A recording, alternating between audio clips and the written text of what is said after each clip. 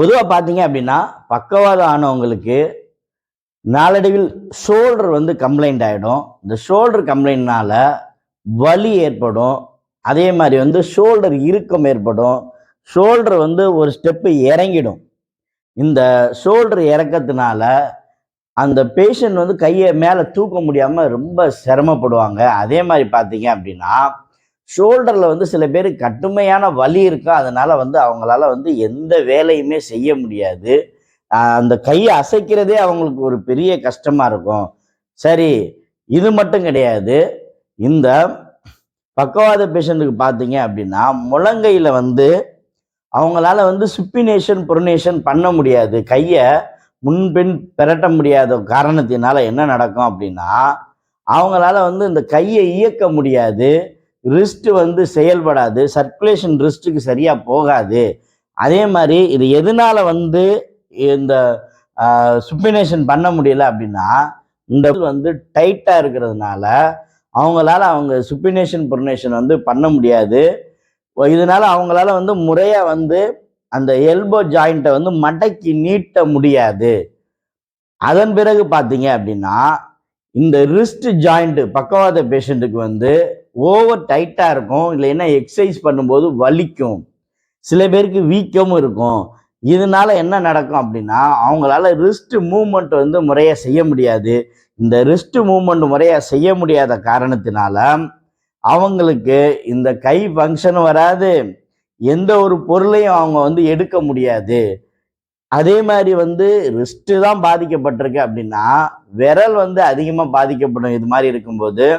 சிலருக்கு பார்த்தீங்கன்னா, விரல் வீங்கிரும்.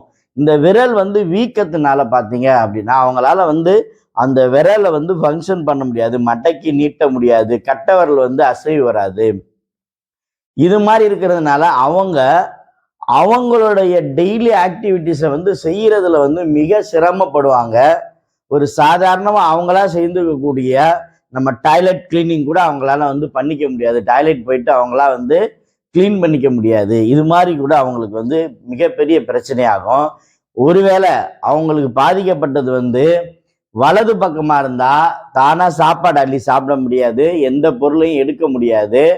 இதே மாரி பிரச்சனைகள் வலது பக்கம் எப்படி இருக்கோ, இடது பக்கம் எப்படி இருக்கோ, அதே மாரி வலது பக்கமும் அவங்களுக்கு இது மாரி பக்கவாதத்தினால அவங்களுக்கு பிரச்சனைகள் வர வாய்ப்பு இருக்கு. பொதுவா பக்கவாதம்னா நம்ம என்ன சொல்றோம் அப்படின்னா, இடது மூளை பாதிச்சிருச்சு அப்படின்னா, வலது பக்கம் கை, கால் இயங்காத நிலையை ஏற்படுத்திரும்.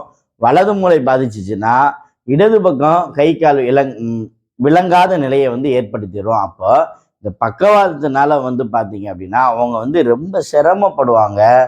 அவங்களால ஒரு நடை கூட ஈஸியா நடக்க முடியாது. சரி, கையில இவ்வளோ பிரச்சனை இருக்கு. அப்ப கால்ல என்ன மாரி பிரச்சனை இருக்கும் அப்படின்னா, பக்கவாத பேஷண்ட் ரொம்ப கஷ்டப்பட்டு அமுக்கி அமுக்கி நடக்கிறதுனால, ஒரு சைடா சாயறதுனால, அவங்களுடைய ஹிப் ஜாயிண்ட் பாதிக்கப்படும். அந்த ஹிப் மசில்ஸ் பாதிக்கப்படும். அதே மாரி தொடையில உள்ள மசில்ஸும் பாதிக்கப்படும். இதனால அந்த ஹிப் அலைன்மெண்ட் மாறிடும். நீ ஜாயிண்டோட அலைன்மெண்ட் மாறிடும். சிலருக்கு நீ ஜாயிண்ட்ல கடுமையான வலி வரும். சிலருக்கு முழங்கால் மூட்டு வலி கூட வர்றதுக்கு வாய்ப்பு இருக்கு. சரி, இது அவங்க கஷ்டப்பட்டு நடக்கிறதுனால அதிக அழுத்தத்தினால வருது. இது மட்டுமா அப்படின்னு பார்த்தோம்னா, அவங்களோட ஆங்கிள் ஜாயிண்ட் இருக்குல்ல பக்கவாத பேஷண்ட்டுக்கு, ஆங்கிள் ஜாயிண்ட் ஒன் சைடா ட்விஸ்ட் ஆயிடும். அந்த ட்விஸ்ட் ஆகுறதுனால அவங்களால ஒரு ஸ்டெப் எடுத்து வைக்கவே கஷ்டப்படுவாங்க. அவங்கள ஸ்டெடியா நடக்க முடியாது. இப்ப இந்த ஸ்டெடியா நடக்க முடியாததுனால, ஒருத்தர் யாராவது சப்போர்ட்லயே நடப்பாங்க. இல்ல ஒரு ஸ்டிக் வச்சு நடப்பாங்க. அவங்களாம் ஒரு டாய்லெட் போயிட்டு வர முடியாது. அதே மாரி அவங்களாம் வெளியில இறங்கி, ஒரு படிக்கட்டு இறங்கி, தானா நடந்து ஒரு வாக்கிங் பண்ண முடியாது. இது மாரி அவங்க சந்திக்கக்கூடிய பிரச்சனைகள் அப்படின்னு பார்த்தீங்கன்னா, எக்கச்சக்கமான பிரச்சனைகள். சரி, இவ்வளவு பிரச்சனைகள ஒரு பக்கவாதத்துக்கு பிறகு ஒரு பேஷண்ட்ஸ் அனுபவிக்கிறாங்க. அப்போ இவங்கள ஜஸ்ட் நடக்க வச்சா மட்டும் பத்தாது. ஓரளவுக்காவது அவங்கள நம்மள மாரி கொஞ்சம் மாத்தணும். அப்போ ஓரளவுக்கு நம்ம மாத்தணும்னா நம்ம என்ன செய்யணும் அவங்களுக்கு அப்படின்னா, அதைத்தான் நாங்க பண்ணிட்டு இருக்கோம். இப்ப நார்மலா நீங்க மாத்திரை சாப்பிட்றதுனால பிரெயின்ல உள்ள வீக்னஸ் மாறும். அதே மாதிரி ப்ரெஷர் குறையும், சுகர் குறையும், இந்த கொலஸ்ட்ராலையும் நம்ம குறைச்சிடலாம். ஆனா பிசியோதெரபி பண்ணும்போது கொஞ்சம் நடைய மாத்திரலாம். ஆனா நாங்கள் பண்ணக்கூடிய இந்த அட்வான்ஸ் பிசியோதெரபி மெத்தடில் என்ன பண்ணலாம் அப்படின்னா, இதுவரையும் வேற மருத்துவர் செய்ய முடியாத ஒரு நிலையை மாற்றி உங்களை வந்து பழைய நான் என்னென்னலாம் பிரச்சனை சொன்னனோ, காலில் என்ன பிரச்சனை சொன்னனோ, கையில் என்ன பிரச்சனை சொன்னனோ, அந்த பிரச்சனைகளை எல்லாம் அவங்களுக்கு மாற்ற முடியும். பொதுவாக பார்த்தீங்க அப்படின்னா, பக்கவாத பேஷண்ட்டுக்கு எந்த பக்கம் பக்கவாதம் ஆயிருக்கோ அதே சைடு வந்து அவங்களுக்கு மவுத்து டீவியேஷன் ஆயிரும், மவுத்திலும் பிரச்சனை வரும். அதனால அவங்க சாப்பாடை முழுங்குறதுல பிரச்சனை வரும். அதே மாதிரி டங் மூமெண்ட் வந்து சரியா இருக்காது, பேச்சு குளரும். அதே மாதிரி சாப்பாடை வந்து ஈஸியாக நம்ம முழுங்க முடியாது, சாப்பிட முடியாது. இந்த மவுத்து கம்ப்ளைண்ட்டையும் வந்து நம்ம ஈஸியாக வந்து இந்த பிசியோதெரபி எலக்ட்ரிக்கல் ஸ்டிமுலேஷன் மூலமாக நம்ம சரி பண்ணிடலாம்.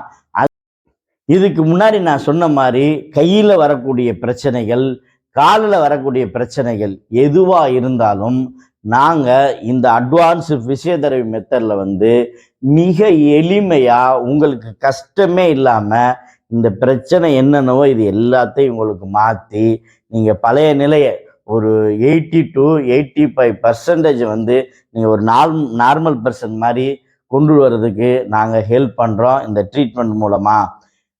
இதே மாதிரி நீங்கள் பாதிக்கப்பட்டு நீங்கள் மனவேதனையில் இருக்கிறீங்கன்னா எங்கள் ஏகே பிசியோதெரபி கிளினிக்கு வாங்க. கண்டிப்பாக உங்கள் பிரச்சனையை வந்து நாங்கள் சரி செய்து தர்றோம். நீங்கள் கவலைப்பட வேண்டாம். நீங்கள் பக்கவாத பிரச்சனையிலிருந்து நீங்கள் அடுத்த ஸ்டெப்பு மாறி ஒரு நல்ல நிலையை அடையணும் அப்படின்னா எங்களுடைய ஏகே பிசியோதெரபி கிளினிக்கில் கொடுக்கக்கூடிய இந்த அட்வான்ஸ் பிசியோதெரபி மெத்தட் உங்கள் வாழ்க்கையை மாற்றும். உங்களுக்காக பிசியோதெரபி மருத்துவர் doctor M Kamaraj, AK physiotherapy clinic, Ilayangudi.